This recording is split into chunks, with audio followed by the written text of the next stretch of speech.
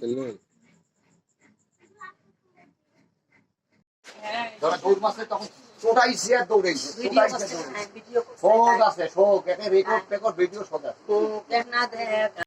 যদি দোষী হই, দোষী আইনে যা সাজা দেবে তাই মানতে হবে। কিভাবে পাইলো ভাই এই লাশটা সন্দেহমূলক, ওর যে ছেলেটা যে বন্ধু ছিল, পাড়ায় যে বন্ধু ছিল, ওনাকে গত দুদিন আগে মাইগঞ্জ মেট্রোপলিটন ওনাকে গ্রেফতার করে নিয়ে যায়, এখান থেকে অ্যারেস্ট করে নিয়ে যায়। নেওয়ার পর ওকে কোতোয়ালি থানা নিয়ে যায় রিমান্ডে নেয়। রিমান্ডে নেওয়ার পর যে ছেলেটার যে বউনাই ছিল, ছোট বোনে যে জড়িত ছিল, ওকে আবার নিয়ে যায় বাসা থেকে। নিয়ে যাওয়ার পর ওকে রিমান্ডে নেওয়ার পর ওই লাশ দেখে যায় যে এখানে লাশ আছে। ওখানে ওকে সংগ্রহ করে নিয়ে এসে পুলিশ ওকে লাশটা উদ্ধার করে নিয়ে যায়। বুকের হাড়গুলেন, হাতের আঙুলগুলেন যে হাড়গুলেন আছে, হাড়গুলেন এখনো পড়ে আছে ওখানে। এখনো পড়ে আছে ওখানে। ভাই এই পাশে একটু বলো, ওখানে কি মাথা এখনো আছে? না না, মাথার চুল দেখা যাচ্ছে, হাড্ডি দেখা যাচ্ছে, ছোট ছোট হাড্ডি, ছোট ছোট হাড্ডি, মাথার চুল, আর কিছু দেখা যাচ্ছে না। মানে জায়গাটার অবস্থা একবারে বিশৃঙ্খলা হয়ে গেছে, দুর্গন্ধ উঠে গেছে। হ্যাঁ, দুর্গন্ধ উঠে গেছে। ধান ক্ষেত থেকে মাইগঞ্জ থানার পুলিশ কর্মকর্তা এই ধান ক্ষেত থেকে লাশ উদ্ধার। মানে কি নাম তোমার? রুবি আক্তার। রবি আক্তার। তোমার আব্বার নাম কি? বেলাল হোসেন। গ্রামের নাম? তালতলা। তালতলা। আচ্ছা, যে ভাই তোমার মারা গেল তার নাম কি? রুবেল। রুবেল। আচ্ছা, তোমার স্বামী যে এই মামলায় গ্রেপ্তার হইলো, তোমার স্বামীর সঙ্গে কি কোনো মন মানসিকতা বা কোনো মারামারি ঝগড়াঝাটি ছিল? একটু জোরে বলো। না, কোনো কিছু ছিল না। এই ঘটনাটা যে ঘটলো, এই বিষয়ে তুমি কি জানো একটু বলো দেখি। কি জানো বলো দেখি, কি জন্য তোমার ভাইকে মারলো? এটা জানিস না জানিস না, জানলে কম, না জানলে নাই, ওই কথা বলেন না। কি জানো বলো একটু শুনি। এখন কিভাবে কি করছে আমি তো এগুলো জানি না কিছু। তোমার ভাইকে যে কয়েকদিন থেকে নিখোঁজ, মুক্তিপণ দাবি করলো, এগুলো তুমি বাসায় শোনো নাই? শুনছি তো। তোমার ওই সময় তোমার হাজবেন্ড কোথায় ছিল? তোমার বাড়িতে ছিল। তোমার ভাই নিখোঁজ হওয়ার পর তোমার হাজবেন্ড কোথায় ছিল? বাড়িতেই ছিল। বাড়িতেই ছিল। উনিও কি খোঁজাখুঁজি করছিল হ্যাঁ। যে কোথায় গেছে না গেছে? হ্যাঁ, খোঁজাখুঁজি করছে, থানায় গেছিল, আবার যে যে জায়গায় খোঁজার দরকার সেই জায়গায় খুঁজছে, মামা সহ। নিখোঁজ হওয়ার পর তোমার সঙ্গে কোনো কথা হয় না এই বিষয়ে? তোমার ভাই যে নিখোঁজ হলো এই বিষয়ে তোমার স্বামী তোমার সঙ্গে কোনো শেয়ার করে নাই? না। বাসার নাম কি? রাহিম বাবু। আচ্ছা, আমরা জানতে পারলাম আপনার স্বামী সহ আপনার ভাই সহ 5-6 মাস আগে বা 3-4 মাস আগে কোনো মারামারি হয়েছিল? না না। সত্যটা কখনো চাপা থাকে না, কার সাথে মারামারি হয়েছে? আপনি একটু বলেন। না না না, ওরা শালা বানাই, কোনো কথার কাটাকাটি বা কোনো ঝগড়া গুরুত্বপূর্ণ এলে কোনো কিছু হয়নি। কি জন্য মার্ডারটা হলো? এখন সেটা কেমন করে কব? আপনার স্বামী মারলো, আপনি বলতে পারেন না আপনি তার ওয়াইফ, অথচ 3-4 মাস আগে আপনার ভাই সহ আপনার স্বামী সহ। কি আমার ভাইকে আমি মারতে দিতাম, বাঁচাইতাম? তা আমরা জানতে পারলাম যে 4-5 মাস আগে আপনার এই যে ছোট ভাই সহ আপনার হাজবেন্ডের মারামারি হয়েছে। না, কই না তো, এই ধরনের কোনো ঘটনা হয় নাই। না। আপনার? বেলাল হোসেন। বেলাল হোসেন। গ্রামের নাম কি? ছোট কল্যাণী, তালতলা। রবিবার দিনগত রাত্রে 9টার দিকে আমার ছেলে বাড়ি থেকে নাই।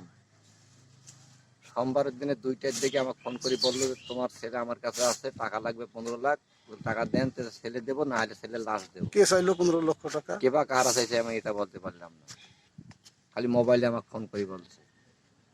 তারপরে তো আমরা তোদের সাথে যোগাযোগ করলাম, সবাইকে বললাম, পুলিশ প্রশাসনেরা তাদের কাছে আমরা অভিযোগ করলাম। অভিযোগে তারা সবাই মোটামুটি উদ্ধার করার জন্য তারা প্রস্তুতি নেওয়ার পরে তারা আজকে কালকে সন্ধ্যায় তার মরা দেহ লাশ উদ্ধার করে।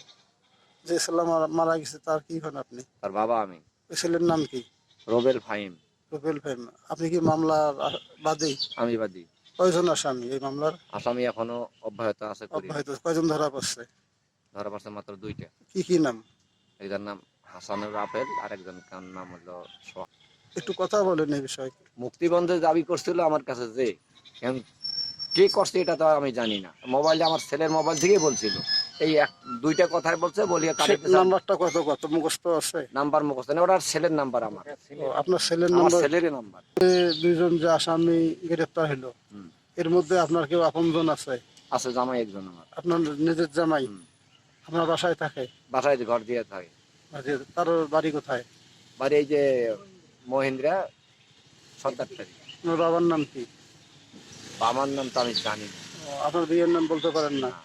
অনেক আগে মারা গেছে তো। আপনার যে মেয়ে আছে, যে জামাই যে গ্রেপ্তার হতো, ছেলে মেয়ে আছে আছে কয়জন? 2টা ছেলে একটা আমরা। আপনার জামাইয়ের সঙ্গে কি কোনো পুরোনা না, না। শত্রুতা বা কোনো এরকম কিছু আছে? না না না, আমার ছেলের চেয়ে আমি জামাইকে ভালোবাসি বেশি। আমরা জানতে পারলাম যে এই যে ছেলে মারা গেছে কি জন্য নাম? রুবেল।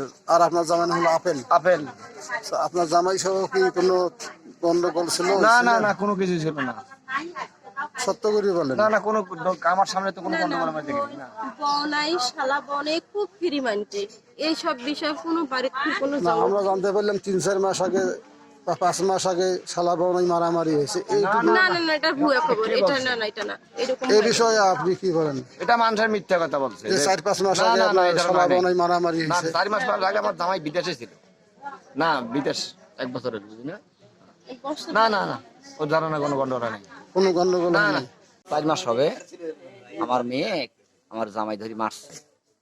মারার পরে আমার ছেলে বলছে যে তোমরা এক বাড়ি থেকে বাড়ি চলে যাও, তোমার এখানে থাকার কোনো অধিকার নাই, তোমার থাকতে দেওয়া যাবে না। আপনার জামাই আপনার মেয়েকে মারলো কি কারণে মারলো? ওটা কি জানি, আমার ঘরের ভেতরে যদি একটা কি দণ্ড বিদণ্ড হয়েছিল, ওটা তো আর আমরা জানি না। এই নিয়ে আমার মেয়েকে মারছিল। মারার পরে আমার ছেলে উঠি বারে বলছে যে তুমি এখান থেকে চলে যাও, তোমার থাকা যাবে না এখানে। কোন ছেলে বলছিল?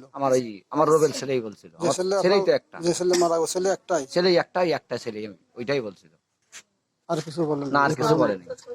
মোসাম্মদ বেবি বেগম, যে মারা গেল আমার ছোট ভাই। আপন ছোট ভাই? জি।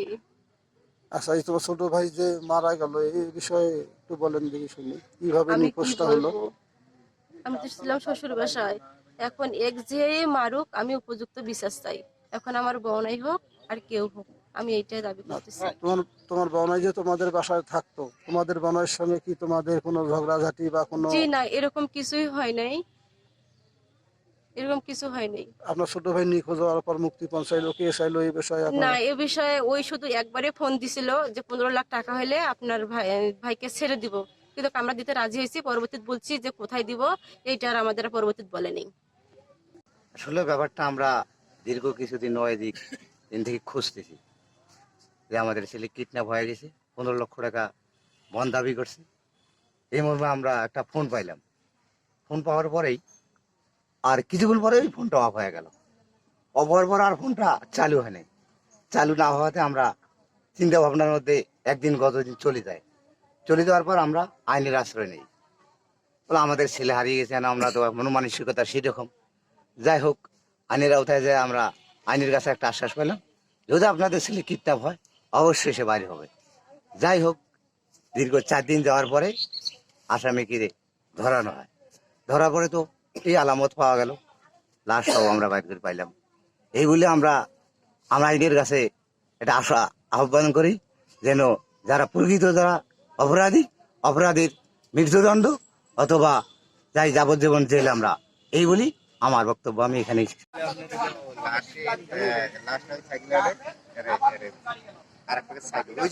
দৌড়েছে